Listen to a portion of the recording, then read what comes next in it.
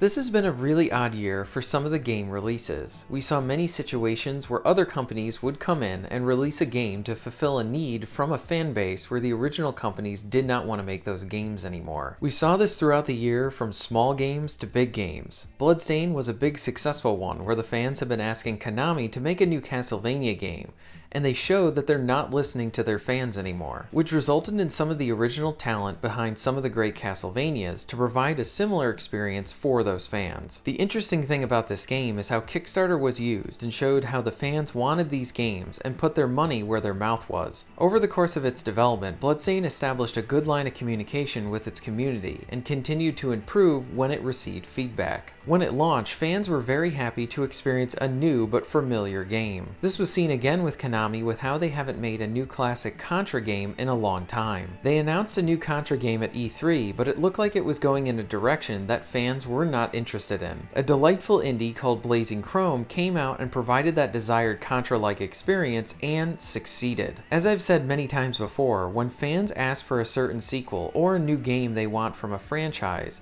if the original company does not answer the call, it provides the opportunity for another company to come in and fill that gap. This pattern of other developers trying to fill a hole left by the original company didn't just happen in the indie space. When Fallout 76 released, it surprised a large group of its fan base in the worst way.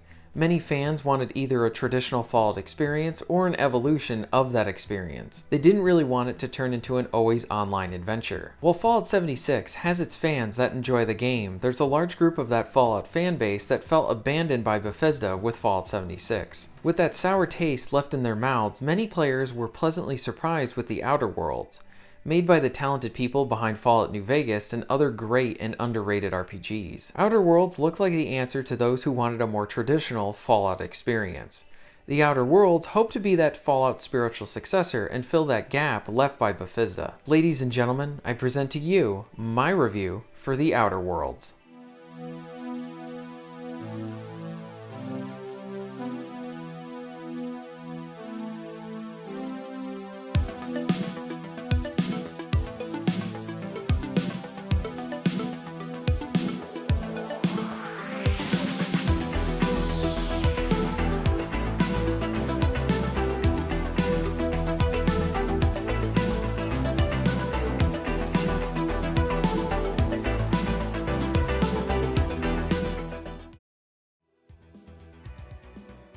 The Outer Worlds is a first-person RPG that features exploration, combat, and different ways to complete your objectives.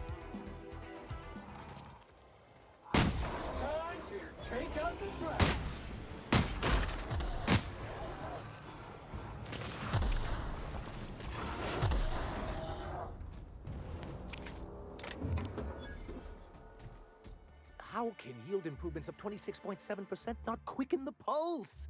How can 32% cost savings not moisten the loins? Right when you start the game, you have a few choices to make. You will get to put your points into different areas like body, mind, and personality. These all relate to different skills that you have and your starting position with them. Skills like proficiency with weapons, persuasion, hacking, and more. You have a few points to distribute, but you can also take points away from an area to give yourself an advantage in another. As you level up, you will earn skill points, and as you put those points into different skills, you will earn these unlockable buffs. What I liked about the skills was how they would contribute in different ways. So with persuasion, this will help you out in many of the conversations, and gaining more information, or even bypassing fighting people by having a high level in this skill. It also affects enemies in combat, sometimes causing them to cower in fear when you shoot them a bit. Other skills act this way as well. If you have a high medical skill or engineering skill, you may be in a conversation or quest line where that skill could be really useful and help you get through the quest even faster. It is pretty cool knowing that different skills will help you out in more than one way. You will see this with the first main quest within the game.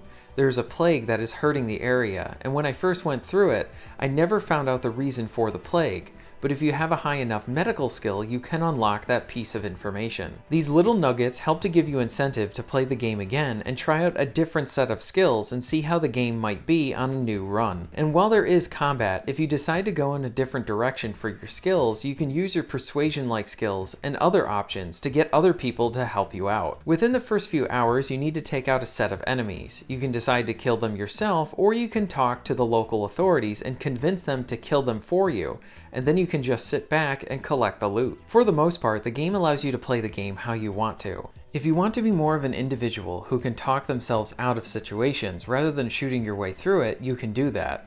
If you want to focus more on combat than persuading people, you can do that as well. What is nice is how you earn experience points for using different skills, whether it's killing enemies, unlocking areas or containers, or talking your way out of situations. This all really makes this game extremely replayable. The game is pretty lengthy for your first time through, but you'll want to go back to this game and tweak how you go about your runs to see how the game can act differently. A neat aspect of the progression is how you can have the opportunity to enable flaws for your character.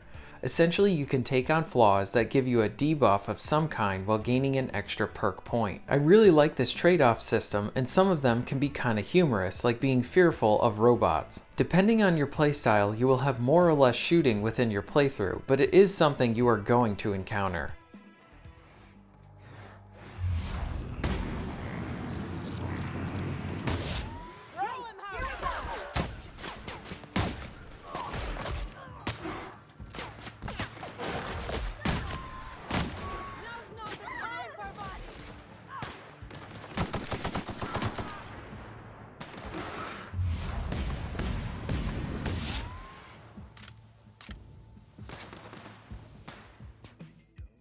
One big thing I was hoping with this game was an opportunity to improve the shooting from the last Fallout entries.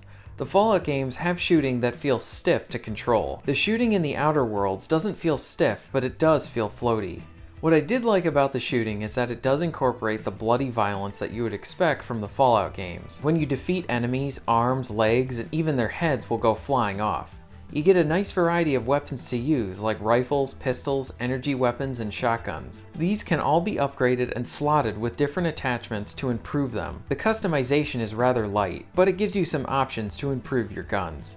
As you explore the game, you will find companions who will join your crew. As you progress within the game, they will come to you and ask for help. This is where you'll get to do personal quest lines for your crew members. For the most part, I enjoyed the quests, and it did help to develop some of your crew. Other side quests can be pretty fun because they start off pretty simple, and then they'll even splinter off or turn into two separate quests as they evolve throughout their stories. The act of completing quests is pretty standard: go there, kill this thing, or gather this object. The Outer Worlds has a lot of addictive exploration. You do not get one continuous open world, but rather bite-sized areas that range in different sizes. You get a few planets to explore, and some are separated into different sections, and then you have a few space stations. Having the levels set up like this makes the game less intimidating to encounter than one big open world. While exploring in the environments, you will find loads of pieces of loot and people to fight along with other side quests. Like you would expect, you are always rewarded for your exploration, and I love searching these planets.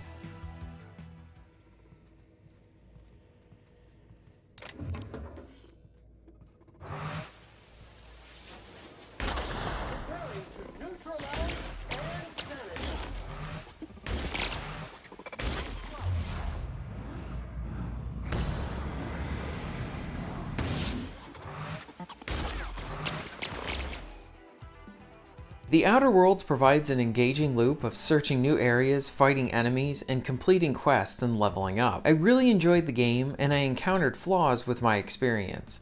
I do wish that the shooting was better. I do think that it's a weak excuse to say that since this game is an RPG, the combat doesn't have to be great. But with this game trying to be a spiritual successor to the recent Fallout games, this would have been a great opportunity to really have the shooting control a lot better than those games. The floaty shooting makes it annoying to fight any enemies that will move while you're fighting them, unless they're charging right at you. The slow-mo helps to make the shooting a lot better, but I wish this area was more refined. There are plenty of side stories that I enjoyed, but I never got emotionally involved within the main story or my companions' quests. My favorite character was your cleaning robot turned fighter, Sam. He's a one-dimensional joke machine character. To clarify, the world is really interesting, but I wish I could get emotionally involved within it. There are instances where you will re-enter your ship and you are alerted to crew members having a discussion or argument, but when you go there, this is just a situation of witnessing a conversation. The game makes it seem like it has some urgency within these situations, but you don't really have any input to them. This would have been a good opportunity to have situations where you need to diffuse a conflict between two of your crew members. I like the idea of the crew members interacting with each other, but I just wish that there was some consequence to those situations. Otherwise, they feel sort of throwaway. My last flaw has some spoilers, so please skip to that time presented on the screen if you don't want any details about a crew member spoiled for you.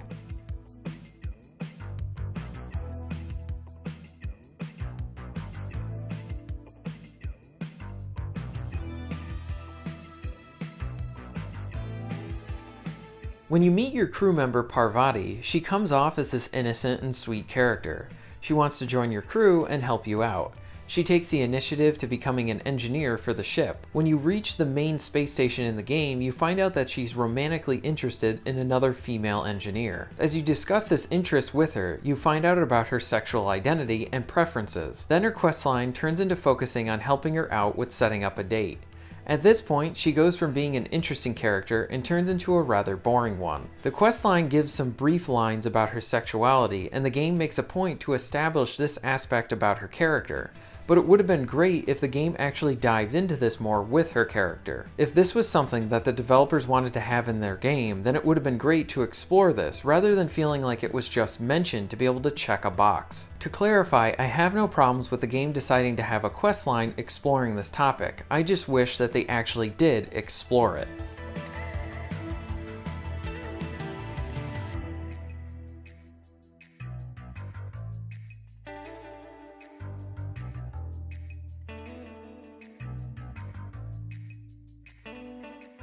Before I get to the conclusion, I need to mention the soundtrack. I really enjoyed the different tracks here. They have a great use of Western themes and more heroic themes. Here are a few tracks from the game.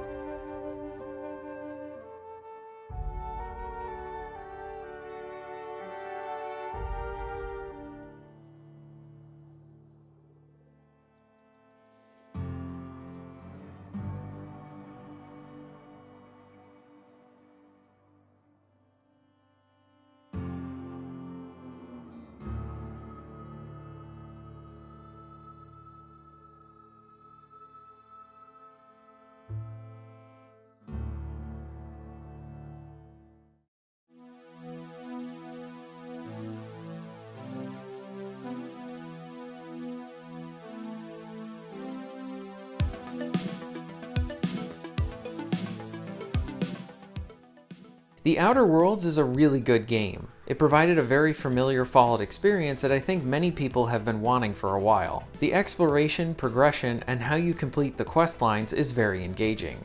The replay value is high, and you'll want to see how differently you can approach the game. The soundtrack is also rather good. I did have a few issues with this game, and I hope that they can improve on these aspects in a potential sequel. Overall, The Outer Worlds is a solid game and worth playing.